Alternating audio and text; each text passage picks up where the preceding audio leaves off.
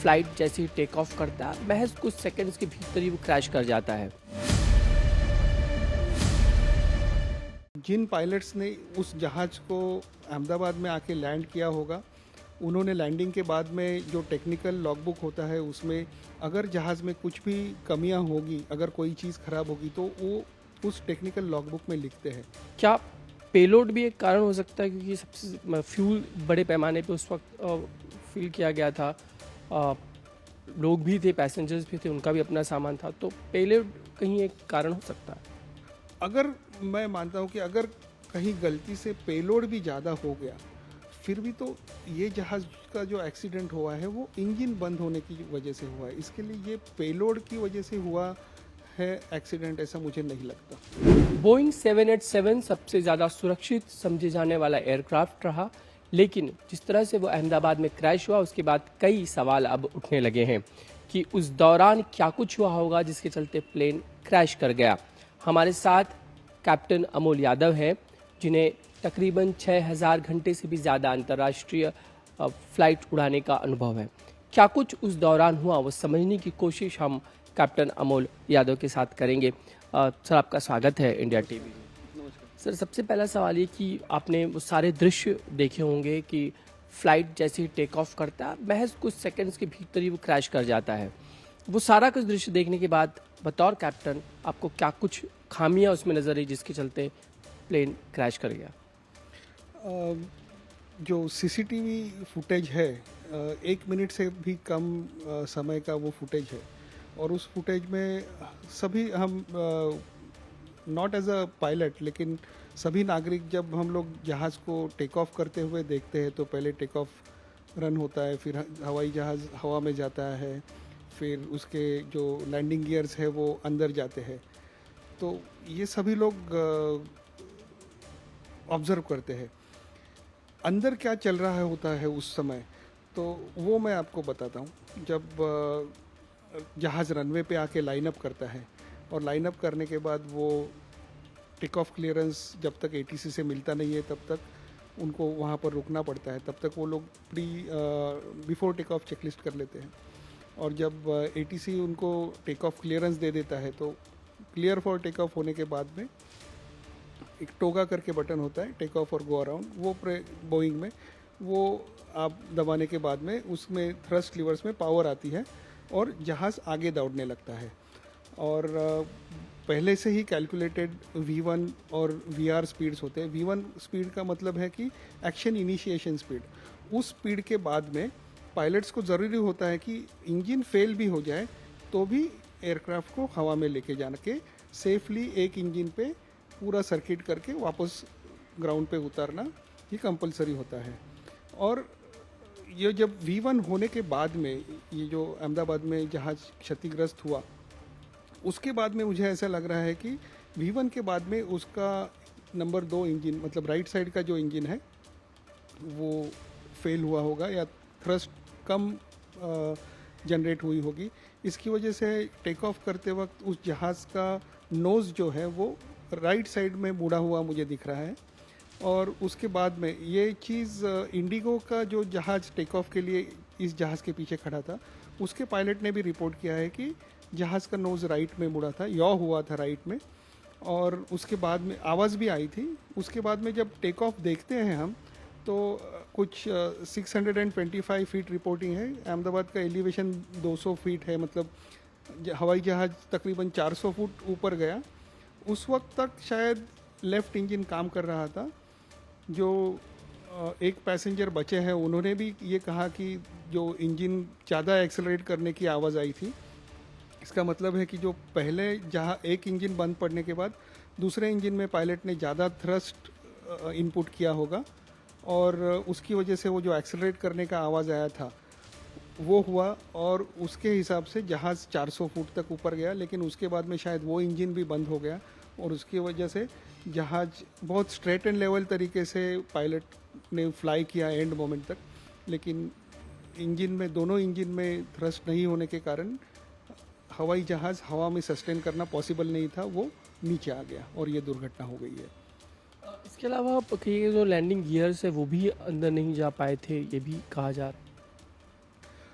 जब इस तरह की घटना होती है, इस तरह की घटना के लिए पायलट्स बहुत अच्छी तरीके से ट्रेंड होते हैं, लेकिन दोनों इंजन फेल करने के बाद में हवाई जहाज़ उड़ाया ही नहीं जा सकता। तो V1 पे मतलब जब ये इंजन फेल हुआ है, उसी वक्त एक इंजन फेल होने के बाद में क्या करना है और कैसे करना है, उसकी जो ट्रेनिंग है हर 6 महीने में पायलट्स को दी जाती है।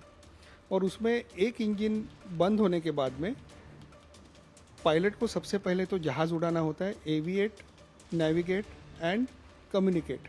तो जहाज़ उड़ाते वक्त उस जहाज़ को एक सेफ हाइट पे लेके जाना होता है, कंट्रोल करना होता है क्योंकि वो राइट में या लेफ्ट में मुड़ जाता है।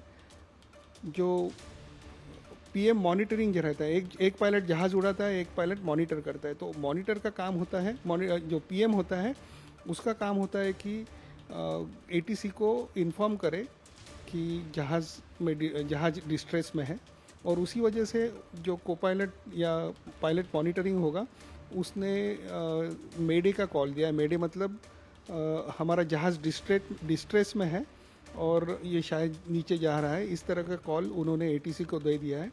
और उसके बाद उन्होंने जहाज़ को ऊपर लेके जाने की कोशिश की है, लेकिन जब तक वो ऊपर जा रहा था तब तक दूसरा इंजन फेल हुआ है। इसके लिए उनको लैंडिंग गियर ऊपर करना उस वक्त सही भी नहीं था और टाइम भी नहीं था, और उन्होंने वो लैंडिंग गियर नीचे छोड़ा होगा क्योंकि लैंडिंग गियर नीचे होने से इम्पैक्ट जो होता है वो कम होता है। मैंने ये भी देखा है कि जहाज़ को पिचअप किया है, नोज़ को ऊपर किया है 2 बार पायलट ने, मतलब वो अंत तक उस जहाज़ को उड़ाने की कोशिश कर रहे थे। और जब नोज़ ऊपर कर रहे थे तो इसकी वजह से फॉरवर्ड स्पीड और वर्टिकल स्पीड दोनों कम हो रहे थे, जिससे इम्पैक्ट कम हो सकता था। तो ये कोशिश पायलट्स की अंतिम क्षण तक जारी थी, ऐसा मुझे समझ में आ रहा है। ये उन दोनों का जो एक्सपीरियंस बताया जा रहा है वो काफ़ी लंबा अनुभव है प्लेन उड़ाने का। उसके बाद भी मतलब जिस तरीके से एक प्लेन टेक ऑफ करने से पहले जो चेकिंग की सारी प्रक्रियाएं होती हैं, पूरी स्क्रूटिनी होती है, वो किन किन स्क्रूटिनी से, किन किन स्टेप से गुजरता है, जिसके बाद उसको एटीसी क्लियरेंस देता है कि अब आप टेक ऑफ कर सकते हैं। जब ये सारी प्रक्रिया होती है तो कहाँ फेलियर रहा होगा आपको लगता है? सबसे पहले जो आपने कही कि cockpit experience was more than 9,000 घंटों से ज़्यादा कॉकपिट एक्सपीरियंस था। कैप्टन सुमित सबरवाल एलटीसी थे। एलटीसी का मतलब है लाइन ट्रेनिंग कैप्टन, मतलब वो इस तरह के ट्रेनर थे कि अगर को पायलट को 0 आवर्स एक्सपीरियंस है तो उसे भी वो सिखा सकते हैं, इतना अनुभव उनके पास था। और उनका वो काम ही था कि नए पायलट्स को 0 hour pilots on the type, उनको भी वो जहाज़ उड़ाने को सिखाना, ये उनका काम था, अनुभव भी था और वो उनका रेगुलर काम था। तो बहुत ही एक्सपीरियंस्ड ऐसे दोनों भी पायलट थे। Cockpit experience was more than enough. और जो आपने कहा कि किस तरह की स्क्रूटनी होती है जहाज़ को टेक ऑफ करने के पहले, तो जहाज़ दिल्ली से अहमदाबाद आया था। तो जिन पायलट्स ने उस जहाज़ को अहमदाबाद में आके लैंड किया होगा, उन्होंने लैंडिंग के बाद में जो टेक्निकल लॉगबुक होता है उसमें अगर जहाज़ में कुछ भी कमियां होगी, अगर कोई चीज़ ख़राब होगी तो वो उस टेक्निकल लॉगबुक में लिखते हैं। केबिन क्रू का भी एक लॉगबुक होता है जिसमें वो भी डिफेक्ट्स अगर कुछ होंगे तो डिफेक्ट्स को मेंशन करते हैं। तो इस तरह से नेक्स्ट क्रू को पता चलता है कि जहाज़ में कोई खामियां है या नहीं है, और उन खामियों के साथ में उस जहाज़ को उड़ाया जा सकता है या नहीं, इसका असेसमेंट दूसरा पायलट होता है और डिस्पैचर होता है, वो पहले ही करता है। तो जो पहले जहाज़ लेके आया उन्होंने उस जहाज़ को चेक किया। उसके बाद में जब जो पायलट्स इस जहाज़ को अहमदाबाद से लेके जाने वाले होंगे, वो जब डिस्पैच ऑफिस में आए होंगे तो उनको तभी पहले से ही पता होगा कि इस जहाज़ में अगर कोई खामियां है तो उसको लेके जा सकते हैं या नहीं लेके जा सकते हैं। जो डिस्पैचर होता है वो कंप्यूटराइज फ्लाइट प्लान इनको देता है, जिसमें एक कंप्यूटर ने जनरेट किया हुआ फ्लाइट प्लान है, उसको डिस्पैचर ने चेक किया है। उसके बाद में को पायलट उसको चेक करता है, फिर वही चेक सब कैप्टन करता है। तो इस तरह से कम से कम 4-5 बार इस चीज़ों की फ्लाइट प्लानिंग की स्क्रूटनी होती है। उसके बाद में जब पायलट्स हवाई जहाज़ की तरफ आते हैं तो हवाई जहाज़ की तरफ आने के पहले ही इंजीनियर जो होता है वो एक्सटर्नल चेक्स करता है, इंटरनल चेक्स करता है। वो लिख के देता है कि ये जहाज़ मैंने चेक किया है और वो जहाज़ उड़ने योग्य है। उसके बाद में एक पायलट कॉकपिट में बैठते हैं, एक पायलट बाहर एक्सटर्नल चेक्स करते हैं। जब उनका पूरा शंका समाधान हो जाता है तब वो पायलट्स उस जहाज़ को फ्लाइंग के लिए एक्सेप्ट करते हैं और वो जो एयरक्राफ्ट रिलीज चेक होता है उसके ऊपर इन सभी लोगों के सिग्नेचर्स होते हैं। मतलब हैफाजर्डली ऐसा कोई भी काम नहीं होता है, कई सारे चेक्स के थ्रू ये जहाज़ जाता है। फ्यूल भी कितना है, कौन भरता है, अगर वो फ्यूल बाउज़र जिस कंपनी का होगा उस कंपनी का आदमी इसको फ्यूल को चेक करता है। उसके बाद में जो इंजीनियर होगा ऑपरेटिंग कंपनी का वो खुद चेक करता है, पायलट्स उसकी क्वांटिटी चेक करते हैं। तो कई सारे चेक्स रेगुलर प्रोसेस में होते रहते हैं और इसी की वजह से फ्लाइंग जो है वो काफ़ी सेफ मानी जाती है। तो सर लगभग फिर इतनी चेक्स के बाद क्या पेलोड भी एक कारण हो सकता है, क्योंकि सबसे फ्यूल बड़े पैमाने पे उस वक्त फिल किया गया था, अ, लोग भी थे, पैसेंजर्स भी थे, उनका भी अपना सामान था, तो पेलोड कहीं एक कारण हो सकता है। मैंने जैसे कहा कि जब पायलट्स डिस्पैच में आते हैं उस वक्त जो फ़्लाइट प्लानिंग होते हैं उस फ्लाइट प्लानिंग में जो एयरपोर्ट से डिपार्चर होना है और जिस एयरपोर्ट पे डेस्टिनेशन पे जाना है, दोनों की लेंथ कितनी है, एलिवेशन कितनी है, टेम्परेचर, प्रेशर, सारी चीज़ें देखी जाती है। उस दिन उस जहाज़ में इंजन कितना थ्रस्ट जनरेट करेगा, उसके हिसाब से हम लोग कितना पेलोड लेके जा सकते हैं, इसकी सारी कैलकुलेशंस पायलट्स करते हैं और उसके बाद में वो पेलोड के कैलकुलेशंस होते हैं, वो कमर्शियल डिपार्टमेंट को देके उतना ही लोड उस हवाई जहाज़ में लेके जाते हैं। अगर मैं मानता हूँ कि अगर कहीं गलती से पेलोड भी ज़्यादा हो गया, फिर भी तो ये जहाज़ का जो एक्सीडेंट हुआ है वो इंजन बंद होने की वजह से हुआ है। इसके लिए ये पेलोड की वजह से हुआ है एक्सीडेंट, ऐसा मुझे नहीं लगता। इसके अलावा 787 बोइंग 787 इतना सुरक्षित समझा जाने वाला विमान है, अचानक दोनों इंजन का फेल हो जाना, टेक्निकल कारण क्या होंगे, टेम्परेचर का उसका कारण रहा होगा, क्या संभावित कारण जिसे हम कह रहे हैं, पॉसिबिलिटीज़? एक साथ दोनों इंजन फेल होना रेयरेस्ट ऑफ द रेयर ऐसी चीज़ है। तो जब दोनों इंजन फेल होते हैं तो दोनों को जो कॉमन, दोनों इंजन में जो कॉमन फैक्टर है उसके ऊपर डाउट आता है और वो दोनों इंजन का कॉमन फैक्टर सिर्फ एक ही होता है, वो फ्यूल होता है। तो मुझे ऐसा लगता है कि हो सकता है कि aircraft in accident investigation bureau of India जब इसकी पूरी जांच करेगी इस कारण पता चल जाएगा। लेकिन मुझे अच्छी तरीके से पता है कि वो लोग भी इसी चीज़ के पीछे उनका इन्वेस्टिगेशन कॉन्सेंट्रेट करेंगे कि फ्यूल का क्या हुआ है, क्योंकि बोइंग 777 ब्रिटिश एयरवेज का अभी 2017 में लंदन में क्षतिग्रस्त हुआ था। लैंडिंग के थोड़ा सा पहले उनका इंजन फेल हुआ था और रनवे से पहुंचने के पहले उनका जहाज़ क्रैश हुआ था। दोनों इंजन फेल होने की वजह से, वो भी बोइंग का 777 जहाज़ था, वो भी state of the art airplane था। और जब दोनों इंजन फेल हुए थे तब सभी लोग चौंक गए थे और उसका इन्वेस्टिगेशन कंप्लीट करने के लिए शायद 2 साल से भी ज़्यादा टाइम लगा था उनको। लेकिन उन्होंने पूरा फ्यूल सिस्टम ग्राउंड पे वापस रिक्रिएट किया था और इसमें काफ़ी सारा टाइम लग गया उनको। और वो जो फ़्लाइट थी बीजिंग से हीथ्रो आने वाली, लंदन हीथ्रो, तो उतने समय का पूरा फ़्लाइट उन्होंने रिक्रिएट किया था जिसमें माइनस टेम्परेचर्स और जो टाइप के प्रेशर्स थे। और जब जहाज़ नीचे आ गया तब अचानक से फ्यूल फ्लो बंद होके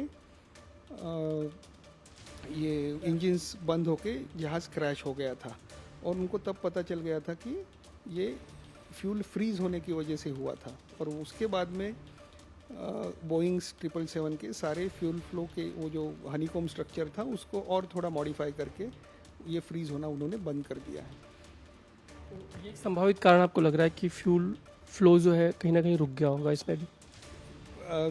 उस जहाज़ का वीडियो देखने के बाद ऐसा लग रहा है कि दोनों इंजन्स बंद हो गए और दोनों इंजन्स अगर बंद होते हैं तो उसका कारण हो सकता है कि उसमें दूसरा इंजन ने कुछ इंजेस्ट किया, अंदर कुछ गया होगा, बर्ड स्ट्राइक वगैरह हुआ होगा। लेकिन अगर बर्ड स्ट्राइक वगैरह होता तो वो वीडियो में इंजन के पीछे ब्लैक स्मोक दिखाई देता था, लेकिन ऐसा कुछ हुआ दिखाई नहीं दे रहा है। बर्ड स्ट्राइक ये थियरी फिलहाल नहीं चल। ऐसे मुझे नहीं लग रहा है। तो ये एक संभावित कारण है कि फ्यूल नहीं पहुंच पा रहा है इंजन तक। हो सकता है। ये फाइनल एग्जैक्ट रीज़न तो इन्वेस्टिगेशन के बाद ही पता चलेगा। इसके अलावा सर सवाल ये भी है कि इतने बड़े पैमाने पर जब इंजन चेक होता है तो उसमें कौन कौन सी, क्योंकि हम इंजन पे हम जब चूँकि बात कर रहे हैं, तो क्या हुआ होगा जब टेक्निकल टीम ने इसको चेक किया होगा, खुद कैप्टन्स ने भी चेक किया होगा, तो क्या ये चीज़ उसके पहले पता चल सकती है पायलट को कि नहीं कुछ तो प्रॉब्लम इंजन में लग रहा है इस वक्त, या फिर वो टेक ऑफ के बाद ही पता चलती है? अनफॉर्चुनेटली ये जो सारे चेक्स है उसमें इंजन के अंदर वाला जो चेक है ना, वो पीरियोडिक मेंटेनेंस में होता है। जैसे जहाज हर 100 घंटे के बाद में एक चेक के थ्रू जाना ज़रूरी है। हर एनुअल मतलब हर साल एक बार उस जहाज़ का पूरा चेकअप होता है, तब जाके उसको एयरवर्दीनेस सर्टिफिकेट मिलता है। और ये चेक्स एयरवर्दीनेस सर्टिफिकेट है, मतलब ये सारे चेक्स ऑलरेडी हुए हैं, लेकिन ये जो फॉल्ट अभी जनरेट हुआ है वो एनालाइज होने के बाद ही पता चलेगा कि ये क्यों फॉल्ट आया है। ये अनफॉर्चुनेटली इन सारे चेक्स जो मैंने आपको बताए पायलट्स कर सकते हैं, इंजन के अंदर क्या हुआ था वो तो देख नहीं सकते। अभी इसके अलावा एक सवाल ये भी उठता है कि जो रनवे है, जितना रनवे चाहिए, जितना रन लेने की ज़रूरत है, वो सारी चीज़ें आपको लगता है वो परफेक्ट हुई थी टेक ऑफ के पहले तक सारी चीज़ें? ये हर एक फ्लाइट के पहले पायलट्स कैलकुलेशन करते हैं कि रनवे की लेंथ कितनी है और उस फ्लाइट का उस दिन का टेम्परेचर और प्रेशर और जहाज़ में कितना लोड है, इस तरह से उनको रनवे लेंथ कितनी लगेगी और उस कौन से स्पीड पे जहाज़ ऊपर जाएगा, इस सारे V1 VR उसको कहते हैं, ये सारे स्पीड्स और रनवे लेंथ का कैलकुलेशन डिस्पैच ऑफिस में ही होता है। और इन सारी चीज़ों को कई लोग जो है वो वेरीफाई करते हैं और तब जाके उतना लोड लेके पायलट जहाज़ को टेक ऑफ करने की कोशिश करता है।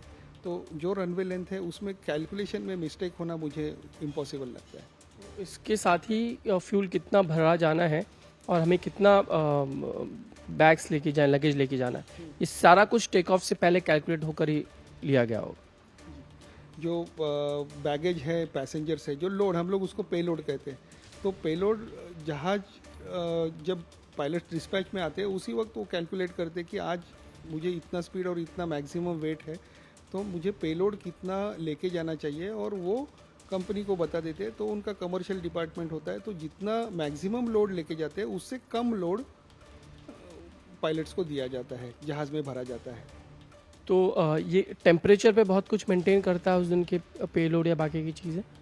एलिवेशन, प्रेशर और टेम्परेचर, ये तीनों फैक्टर्स हमेशा प्ले करते रहते हैं। एलिवेशन तो चेंज होता नहीं, लेकिन टेम्परेचर और प्रेशर चेंज, मतलब जैसे जैसे टेम्परेचर बढ़ते जाता है वैसे वैसे इंजन का परफॉर्मेंस कम होते जाता है, और इंजन का परफॉर्मेंस जैसे जैसे कम होगा वैसे वैसे पेलोड भी कम होते जाता है।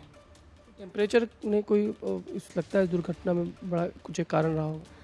टेम्परेचर की वजह से पेलोड कम होगा, और पेलोड की वजह से तो ये एक्सीडेंट हुआ नहीं है, और इंजन्स बंद होना टेम्परेचर की वजह से हुआ होगा ऐसा मुझे तो नहीं लगता।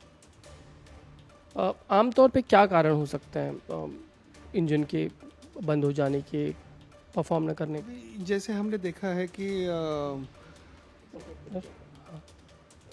तो सर सवाल ये है कि आमतौर पर इंजन के बंद हो जाने के कौन से वो संभावित कारण हैं परफॉर्म न कर पाने के? जैसे हमने पास्ट हिस्ट्री में देखा है कि जो कैप्टन साइलेनबर्गर में हडसन रिवर में जो लैंड किया था, उस वक्त फ्लॉक ऑफ बर्ड्स दोनों इंजन्स में गए थे और दोनों इंजन्स बंद हो गए थे। या फिर जैसे हम लोग ने हीथ्रो में देखा है कि फ्यूल फोर्ड डिस्टर्ब होने की वजह से दोनों इंजन बंद हो गए थे। या फिर कभी किसी एयरलाइन की फाइनेंशियल कंडीशन अगर ठीक नहीं होती है और मेंटेनेंस में उसका इफ़ेक्ट होता है, उस वक्त उस रीज़न अगर पुअर मेंटेनेंस होगा तो उसकी वजह से भी इस तरह का हादसा हो सकता है। तो ऐसे कई सारे रीज़न है। सैबोटाज भी एक चीज़ है, लेकिन मुझे एक्सीडेंट देख के ऐसा लग नहीं रहा है कि सैबोटाज है, लेकिन एयरक्राफ्ट एक्सीडेंट इन्वेस्टिगेशन ब्यूरो हर एक पॉइंट पे बहुत अच्छी तरीके से इन्वेस्टिगेशन करेंगे, कोई भी पॉइंट छोड़ेंगे नहीं वो। अब जबकि ब्लैक बॉक्स भी मिल चुका है उसकी कि आपने चीज़ें भी आपके सामने आई होंगी, तो क्या लगता है उनकी जो उन्होंने चीज़ें बताई उसको देखकर क्या लगता है, क्या वो कारण रहे? ब्लैक बॉक्स में एक सीवीआर होता है, एक डीएफडीआर होता है। सीवीआर मतलब कॉकपिट वॉइस रिकॉर्डर और डीएफडीआर मतलब डिजिटल फ्लाइट डेटा रिकॉर्डर। तो जो सीवीआर है उसमें पायलट्स जो एटीसी से बात करता है, इंजीनियर से, कैबिन क्रू से, या आपस में बात करते हैं, और जो लीवर ऊपर नीचे करने की वजह से जो सारे आवाज़ आते हैं वो सारे के सारे रिकॉर्ड होते हैं। तो जो दूसरे पायलट्स होते हैं वो उन आवाज़ को सुन के और समझ के उस वक्त क्या हो रहा था वो एनालाइज करते हैं। और डीएफडीआर में सारे इंस्ट्रूमेंट्स की रिकॉर्डिंग होती है।